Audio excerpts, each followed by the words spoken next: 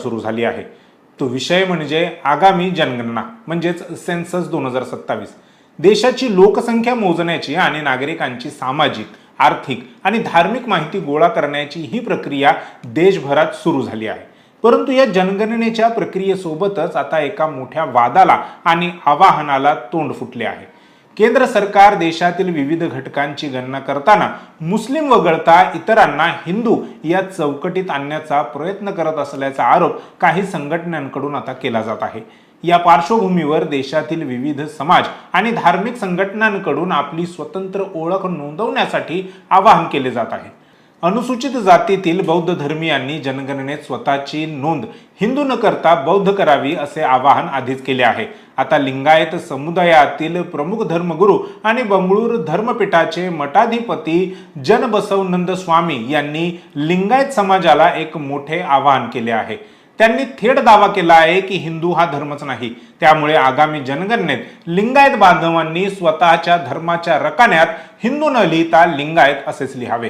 स्वामींच्या या विधानाने संपूर्ण देशभरात आणि विशेषतः महाराष्ट्र आणि कर्नाटकमध्ये एकच खळबळ उडाली आहे।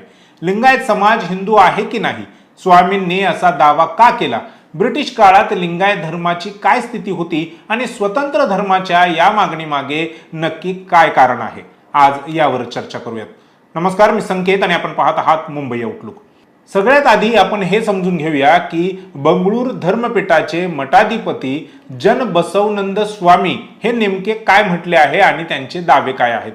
स्वामींनी जनगणनेच्या पार्श्वभूमीवर लिंगायत समाजाला संबोधित करत असताना अतिशय स्पष्ट आणि आक्रमक भूमिका घेतली। जनबसवनंद स्वामी यांच्या मते हिंदू हा कोणताही मूळ शब्द किंवा प्राचीन धर्म नाही। हा शब्द नंतरच्या काळात परकीय आक्रमक किंवा प्रवाशांमुळे प्रचलित झाला। मूळ जो धर्म आहे त्याला वैदिक धर्म किंवा सनातन धर्म म्हटले जाते। याच वैदिक धर्माला नंतरच्या काळात हिंदू असे नाव पडले। त्यामुळे हिंदू हा स्वतंत्र धर्म नसून ती एक नंतर तयार झालेली ओळख आहे असे स्वामींचे म्हणणे आहे। स्वामीजींनी एक अत्यंत धक्कादायक आणि कायदेशीर दावा केला आहे की भारतीय संविधानात किंवा कायद्यात हिंदू धर्माची नेमकी व्याख्या ही एक स्वतंत्र धर्म म्हणून स्पष्ट केलेली नाही, तर तो अनेक पंथांचा समूह मानला गेला आहे। त्यामुळे त्यांनी म्हटलंय की जनगणनेच्या फॉर्ममध्ये जेव्हा धर्माचा रकाना येतो तेव्हा लिंगायतांनी हिंदू लिहून आपली स्वतंत्र ओळख पुसून टाकू नये। स्वामींनी लिंगायत बांधवांना हात जोडून आणि अत्यंत कडक शब्दात आवाहन केले आहे की आगामी जनगणनेत धर्माच्या चौकटीत हिंदू हा शब्द लिहू नका। जर तुम्ही तिथे हिंदू लिहिले तर लिंगायत समाजाची स्वतंत्र धर्म म्हणून असलेली ओळख आणि अस्तित्व धोक्यात येईल।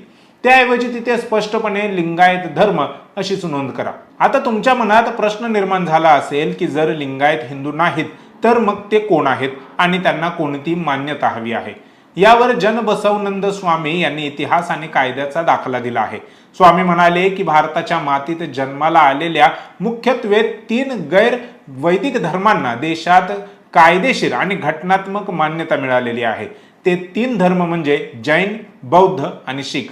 हे तिन्ही धर्म वैदिक परंपरेला मानत नाहीत, मूर्तीपूजा किंवा चातुर्वर्ण व्यवस्था मानत नाहीत, म्हणूनच त्यांना स्वतंत्र धर्माचा दर्जा मिळाला आहे।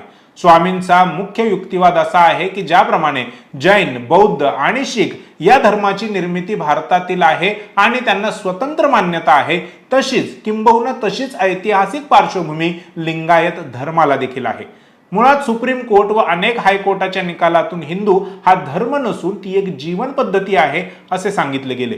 एवढेच काय तर RSSचे सरसंघचालक मोहन भागवत यांनी देखील संघाच्या एका कार्यक्रमात हे मान्य केलं की हिंदू हा शब्द वेद, पुराण, रामायण यामध्ये नाही, तर तो परकीयांनी दिलेला शब्द आहे। हिंदू शब्द बाहर से आया, रामायण महाभारत में नहीं, वेदों में नहीं है, बाहर से आया।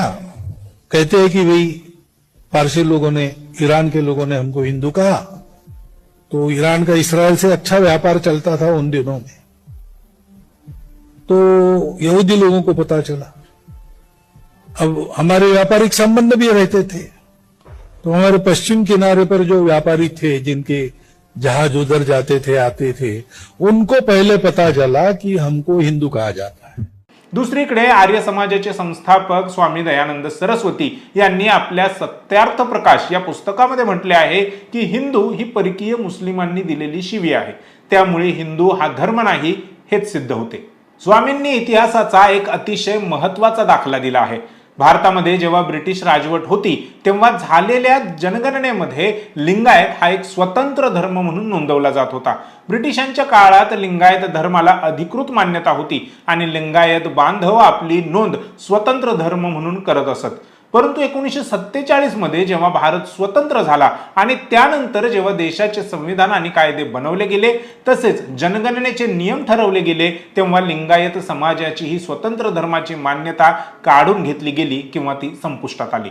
स्वातंत्र्यानंतर लिंगायत समाजाला हिंदू धर्माचाच एक भाग किंवा पंथ मानले गेले. स्वामींच्या मते हा लिंगायत समाजावर झालेला सगळ्यात मोठा ऐतिहासिक अन्याय आहे आणि हाच अन्याय दूर करण्यासाठी आता पुन्हा एकदा जनगणनेच्या माध्यमातून आवाज उठवण्याची वेळ आली आहे. हा वाद केवळ राजकीय किंवा सामाजिक नाही तर याला अत्यंत खोल अशी धार्मिक आणि तात्विक पार्श्वभूमी आहे. लिंगायत समाजाचे विचारवंत आणि धर्मगुरू नेहमीच सांगतात की लिंगायत धर्म हा वैदिक धर्मापेक्षा पूर्णपणे वेगळा आहे. त्यासाठी या दोन धर्मांमधील मुख्य फरक काय आहेत हे समजून घेणं गरजेचं आहे. हिंदू किंवा वैदिक धर्माला कोणताही एक असा संस्थापक नाही. तो हजारो वर्षांच्या परंपरेतून विकसित झाला आहे. या उलट लिंगायत धर्माची स्थापना 12व्या शतकात महान समाज सुधारक आणि तत्वज्ञ महात्मा बसवेश्वर किंवा बसवण्णा यांनी कर्नाटकात केली. त्यांनी तत्कालीन वैदिक धर्मातील अनिष्ट रूढी परंपरांना कडाडून विरोध केला होता. वैदिक धर्मात ब्राह्मण, क्षत्रिय, वैश्य आणि शूद्र अशी चातुर्वर्ण व्यवस्था आणि हजारो जाती आहेत. महात्मा बसवेश्वरांनी या जाती व्यवस्थेवर आणि उच्च नीचतेवर तीव्र प्रहार केला. लिंगायत धर्मात सर्व मानव समान मानले गेले आहेत. तिथे जन्मावर आधारित कोणतीही जात व्यवस्था मानली जात नाही. वैदिक धर्मात मंदिरांमध्ये मूर्तीपूजा केली जाते. अनेक देवदेवतांची पूजा केली जाते. या उलट लिंगायत धर्मात कोणत्याही देवळात जाऊन मूर्तीपूजा करण्यास थारा नाही. प्रत्येक व्यक्ती आपल्या गळ्यात इष्टलिंग धारण करते आणि स्वतःच्या हातावर ते लिंग ठेवून त्याचीच पूजा करते. याला अहम ब्रह्मास्मी किंवा माझ्यातच देव आहे या संकल्पनेशी जोडले जाते.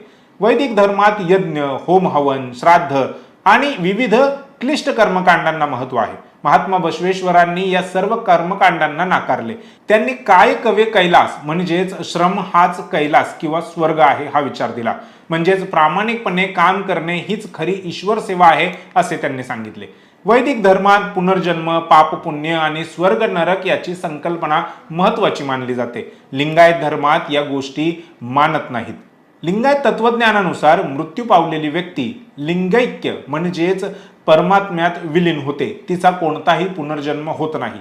या सर्व कारणांमुळे लिंगायत समाजाचा दावा असा आहे की आमची संस्कृती, आमचे तत्वज्ञान आणि आमची जीवन पद्धती ही वैदिक धर्मापेक्षा पूर्णपणे भिन्न आहे.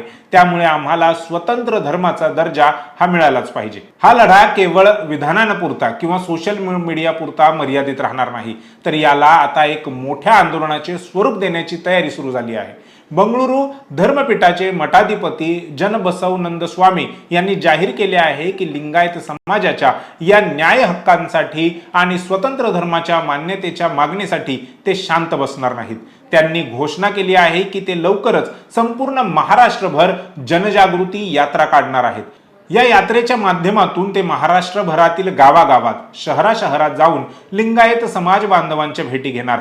त्यांना लिंगायत धर्माच्या इतिहासाची आणि तत्वज्ञानाची माहिती देणार. आगामी जनगणनेमध्ये फॉर्म कसा भरायचा आणि धर्माच्या रकान्यात हिंदू न लिहिता लिंगायत लिहिणे का गरजेचे आहे याचे तांत्रिक अर्थात टेक्निकल आणि कायदेशीर प्रबोधन करणार व समाजाला संघटित करून केंद्र सरकारवर स्वतंत्र धार्मिक मान्यतेसाठी दबाव निर्माण करणार आहेत. महाराष्ट्रात लिंगायत समाजाची लोकसंख्या खूप मोठी आहे. विशेषतः लातूर, सोलापूर, कोल्हापूर, सांगली, नांदेड, धाराशिव आणि संपूर्ण मराठवाडा व पश्चिम महाराष्ट्रात लिंगायत समाज राजकीय आणि सामाजिक दृष्ट्या अत्यंत प्रभावशाली आहे. त्यामुळे स्वामींच्या या जनजागृती यात्रेला महाराष्ट्रात कसा प्रतिसाद मिळतो याचे काय राजकीय परिणाम होतात याकडे